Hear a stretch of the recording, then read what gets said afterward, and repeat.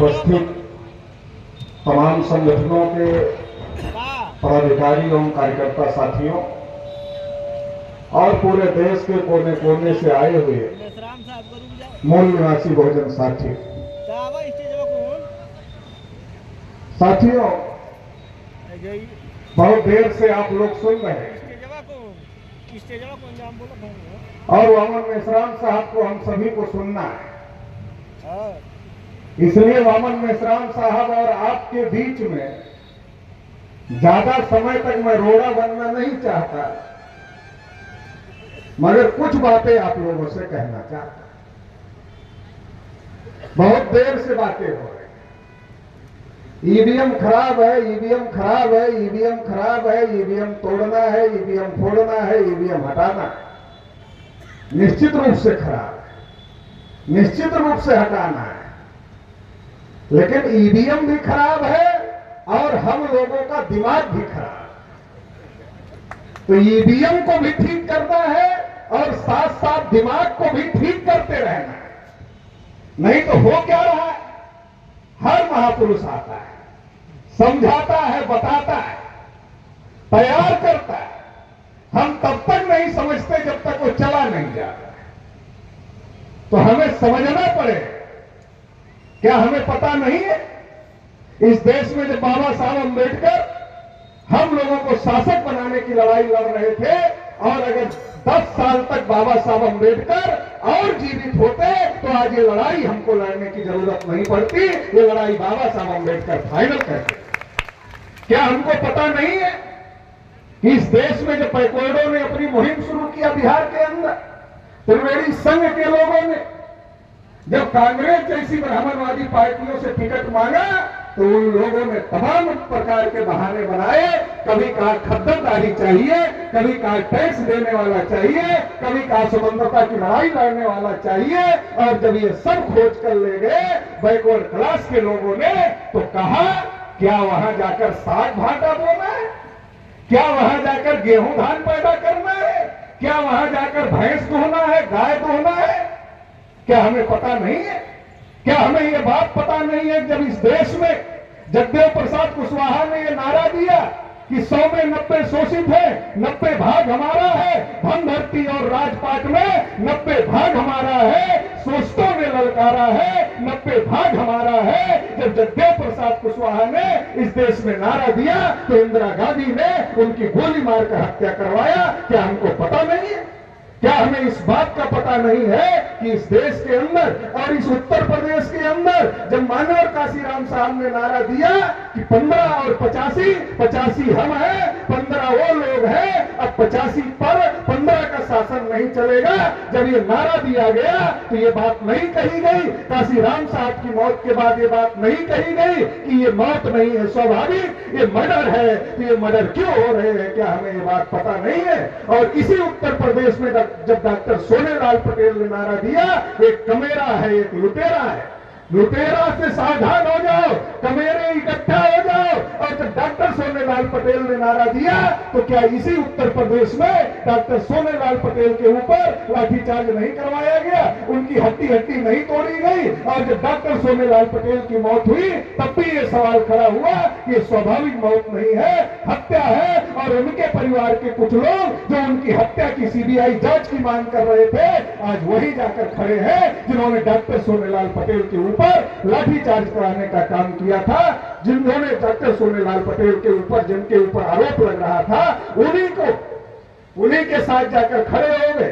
तो हमें समझने की जरूरत है। हर बार ये होता है, बहेलिया आएगा, जाल बिछाएगा, दाना डालेगा, मत फंसना। बहेलिया आएगा, जाल बिछाएगा, दाना डालेगा, मत फंसना।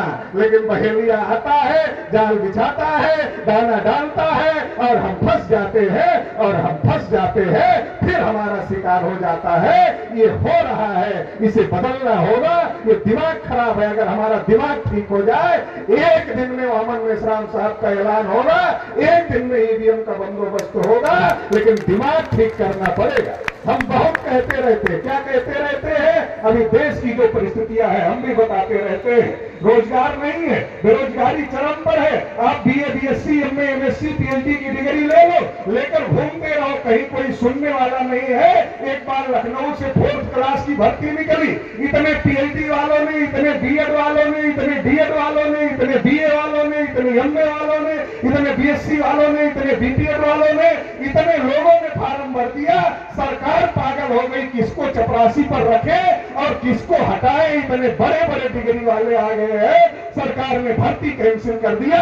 इस उत्तर प्रदेश की ये स्थिति है। और परीक्षा होती है अगर भर्ती की तो पेपर लीक जरूर होता है। पेपर लीक हुए बगैर कोई परीक्षा नहीं हो रही है, इसका मतलब है नहीं कि पेपर लीक हो रहा है। इसका मतलब ये है पेपर लीक करवाया जा रहा है। आपकी उम्मीद नहीं टूटनी चाहिए, आपको लगना चाहिए, इस प्रदेश के, इस देश के नौजवान को लगना चाहिए नहीं सरकार तो रोजगार देना चाहती है, लेकिन क्या करे, पेपर लीक हो गया, अब फिर से परीक्षा होगी, फिर जाना है। तो ये बेवकूफ बनाने का कार्यक्रम किया जा रहा है। इस देश का किसान एमएसपी गारंटी मांग रहा है। भाई हम जिस माइक पर बोल रहे हैं, इसको जिसने बनाया उसने इसका दाम रख लिया। आप जिस कुर्सी पर बैठे हैं उसको जिसने बनाया उसने उसका दाम रख दिया। हम आप जिस गाड़ी में आए हैं उसको जिसने बनाया उसने उसका दाम रख दिया। तो हम किसान हैं, अगर हम फसल पैदा कर रहे हैं, आजादी के 75 साल में किसान को उसकी फसल की कीमत रखने का अधिकार नहीं है। क्या चल रहा है देश में, कैसा लोकतंत्र है और हम कैसे सरकारें चुन रहे हैं, हमें समझने की जरूरत है। महिलाओं के ऊपर प्रतिदिन अन्याय अत्याचार हो रहा है, लेकिन वही अन्याय अत्याचार करने वाले जब आ जाते हैं मैदान में तो तरह तरह के बता करके, कभी जाति का वास्ता देकर, कभी धर्म का वास्ता देकर। अभी तो गाना चल गया कि हम राम को लाए हैं, जो राम को लाए हैं हम उनको लाएंगे। बहुत सारे लोगों को पागल बनाया जा रहा है। अरे भाई, या तो राम को भगवान मत कहो, और अगर भगवान कहते हो तो लाने की बात मत करो, क्योंकि ये माना जाता है कि भगवान सबको लाए हैं, भगवान को किसी ने नहीं लाया है। क्या मूर्ख बनाने का कार्यक्रम बना रखा है, और हम लोग बन रहे हैं। मूर्ख बनाने में उनको फायदा है, बनने में हमारा कौन सा फायदा है। महंगाई चरम पर, बेरोजगारी चरम पर, किसानों की परेशानी चरम पर, सब कुछ चरम पर है, और आरक्षण खत्म किया जा रहा है। एक एक चीज बेची जा रही है, एक एक चीज बेची जा रही है, चर्चा हो रही, निजीकरण हो रहा है। अडानी जी को दिया जा रहा, अंबानी जी को दिया जा रहा, फलाने जी को दिया जा रहा, ढकाने जी को दिया जा रहा। चर्चा ये हो रही है। ये चर्चा देश में नहीं हो रही है कि आरक्षण जो बाबा साहब अम्बेडकर ने दिया था वो सरकारी जगह पर है। जब ये सरकारी बिक जाएगा तो आरक्षण खत्म हो जाएगा। ये चर्चा नहीं हो रही है। हो क्या रहा है, ये सब होने के बावजूद फिर क्या होता है। नहीं, बात तो सब सही है, बात तो पटेल जी की भी सही है, बात तो अमन मेश्राम साहब की भी सही है, बात तो सब सही है, लेकिन वोट कैसे दे दे। वोट में तो हमारा बिरादरी का कैंडिडेट आया है, तो पटेल जी के कहने से वोट कैसे दे दे, मोहम्मद मेश्राम साहब के कहने पर वोट कैसे दे दे। वो तो भाजपा ने हमारी बिरादरी के कैंडिडेट को टिकट दिया है, सपा ने हमारी बिरादरी के कैंडिडेट को टिकट दिया है, फला ने हमारी बिरादरी के कैंडिडेट को टिकट दिया है। हम उसको वोट दे दें, हम इसको कैसे दे दें। फिर वो लोग ये भी पलझा देते हैं कि अरे वोट खराब कर लोगे, वोट तुम्हारा खराब हो जाएगा, जिसको वोट दोगे वो हार जाएगा, तो वोट खराब हो जाएगा। अरे बताओ, इस देश में किसकी संख्या ज्यादा है, किसकी संख्या ज्यादा है। अगर हमारी संख्या ज्यादा है, हम वोट दे ही देंगे तो हार कैसे जाएगा। और चलो एक बार कुछ कमी रह जाएगी तो अगली बार पूरा नहीं कर लेंगे। तो ये क्यों नहीं समझ में आता है। तो ये दिमाग में भी गड़बड़ी है। अगर जाति के नाम पर, धर्म के नाम पर, भाषा के नाम पर, क्षेत्र के नाम पर समर्थन करते रहोगे, वोट डालते रहोगे, तुम्हारी समस्याओं का समाधान नहीं होगा, बल्कि जो बाबा साहब अम्बेडकर ने जो हक अधिकार दिया है वो हक अधिकार खत्म हो जाएगा। माननीय काशीराम साहब ने नारा दिया, वोट हमारा, राज तुम्हारा नहीं चलेगा। बैकवर्डों की पार्टियां बढ़ने लगी। जगदेव प्रसाद कुशवाहा ने कहा पहली पीढ़ी के लोग मारे जाएंगे, दूसरी पीढ़ी के लोग जेल जाएंगे और तीसरी पीढ़ी के लोग राज करेंगे। तो देश भर में बैकवर्ड शेड्यूल कास्ट की पार्टियों की, मूल्यवासी बहुजन समाज की पार्टियों की ये हैसियत बन गई थी कि हमारे बगैर दिल्ली में किसी की सरकार नहीं बनती थी, और देश के कई राज्यों में हमारे बैकवर्ड शेड्यूल कास्ट के लोगों की सरकारें होती थी। ये हैसियत बन गई थी। जब ये हैसियत बन गई, जिन लोगों ने आपको हजारों साल से गुलाम बनाया है, जिन्होंने कहा कि साग भाटा बोलने के लिए जाना है, जिन्होंने कहा कि अनाज पैदा करने के लिए जाना है, जिन्होंने कहा दूध धोने के लिए जाना है, जब कर्पूरी ठाकुर बिहार के मुख्यमंत्री बने, उन्होंने आरक्षण लागू किया, तो जिन लोगों ने नारा लगाया कर्पूरी कर्पूरा छोड़ गद्दी उठा छूरा। और जब राम नरेश यादव उत्तर प्रदेश के मुख्यमंत्री बने और जब उन्होंने आरक्षण लागू किया तो जिन लोगों ने नारा लगाया राम नरेश वापस जाओ, वापस जाकर भैंस चलाओ, आज वो लोग आपका भला करने वाले हैं। उन लोगों को लगा ये लोग तो दिल्ली में सरकार बना लेंगे, कहा रोकना पड़ेगा। काशीराम साहब कहते थे कि मनी, माफिया, मीडिया ये तीन हमको रोकते हैं, तो काशीराम साहब ने उनका प्रबंध किया। मनी का कहा एक नोट एक वोट दो, और एक नोट एक वोट लिया लोगों से और लड़ाई लड़ने का काम किया। हमारी संख्या ज्यादा थी, एक वोट एक नोट में उत्तर प्रदेश में सरकार बना दी, कई राज्यों में एमपी एमएलए पैदा कर दिए। काशीराम साहब ने कहा बूथ पर जाओ, जब बूथ पर ही हमारी यूनिट मजबूत हो जाएगी, मीडिया कुछ भी बोलती रहे तो मीडिया का भी मुकाबला कर लेंगे, तो मीडिया से भी लड़ लिया। और जब बूथ पर रहोगे, बूथ पर लड़ो, बूथ लुटने नहीं देना है, वोट डलवाना है, वोट डालना है, उसके लिए लड़ो। और जब हमारे लोग लड़ने लगे तो माफिया भी फेल होने लगे, इन लोगों का दिमाग खराब हो गया। और जब इन लोगों का दिमाग खराब हो गया तो ये लोग ईवीएम मशीन लेकर आए, अब माफिया की जरूरत नहीं। मनी तो अपना काम कर रहा है, इलेक्टोरल बांड तो थोड़ा सा है, वो तो लिखा पढ़ी में सामने आ गया। सुप्रीम कोर्ट की वजह से इतना बिना लिखा पढ़ी का चल रहा है, उसका कुछ अता पता नहीं है। तो पैसे का तो खेल आप देख ही रहे हो, केवल पैसे तक मामला नहीं है। मीडिया किस प्रकार से गुलाम हो गई है अब किसी को बताने की जरूरत नहीं है, इसलिए मीडिया का नाम मोदी मीडिया कुछ लोगों ने रख दिया। कुछ लोग मोदी मीडिया कहते हैं, कुछ लोग और कुछ मीडिया कहते हैं, हम लोग उसको ब्राह्मणवादी मीडिया कहते हैं। तो वो अपना काम कर रहे हैं। तो मीडिया का ये हाल है, मनी का उपयोग हो रहा है, माफिया की जरूरत नहीं है। क्यों जरूरत नहीं? पहले माफिया बूथ लूटता था, अब ईवीएम बूथ लूट रही है। माफिया लूटता था तो हम लोग लड़ना शुरू कर दिए थे, अब ईवीएम लूटता है तो पता नहीं चलता है, तो कैसे होगा?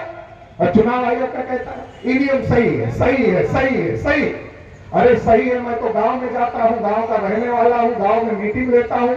मैंने गांव के लोगों से पूछा ईवीएम समझ में आता है तुमको? कहां बटन दबाते हैं जाकर? हमने कहा जहां बटन दबाते हो उसकी गिनती होती है कि दूसरे की होती है? कहा ये तो नहीं पता किसकी होती है। हमने कहा कितनी यूनिट होती है ईवीएम में? कहा ये सब नहीं पता है। हमने कहा 3 यूनिट होती है, एक बैलेट यूनिट होती है जहां तुम बटन दबाते हो, एक वीवीपैट होता है जहां तुमको दिखाई देता है, और एक तीसरा कंट्रोल यूनिट होता है। तुम जहां बटन दबाते हो उसकी गिनती नहीं होती है, तुम जहां देखते हो उसकी गिनती नहीं होती है, गिनती तीसरे की होती है जिसको तुम जानते ही नहीं उसमें क्या होता है। अरे संविधान कहता है चुनाव पारदर्शी होना चाहिए। जब वोटर को चुनाव की प्रक्रिया ही नहीं पता है तो चुनाव पारदर्शी कैसे है? वोटर को पता ही नहीं हमारा वोट उसमें कैसे जा रहा है तो चुनाव पारदर्शी कैसे है? इसलिए सुप्रीम कोर्ट ने कहा था ईवीएम से फ्री फेयर ट्रांसपेरेंट इलेक्शन नहीं हो सकता। इसलिए वामन मेश्राम साहब ने सुप्रीम कोर्ट में लड़ करके पेपर ट्रेल मशीन लगवाया, लेकिन ये नालायक लोग उसकी गिनती नहीं करना चाहते, क्योंकि उनको पता है कि अगर उसकी गिनती हो गई तो क्या होगा? दूध का दूध, पानी का पानी हो जाएगा, और जो हम चुनाव जीत रहे हैं वो चुनाव नहीं जीत सकते। इसलिए साथियों ज्यादा बात नहीं करना चाहता, आपको मेश्राम साहब को सुनना है, हमको भी मेश्राम साहब को सुनना है। इतना ही कहना चाहता हूं, यहां से जाने के बाद लोगों का दिमाग ठीक करो और ईवीएम ठीक करने की तैयारी रखो।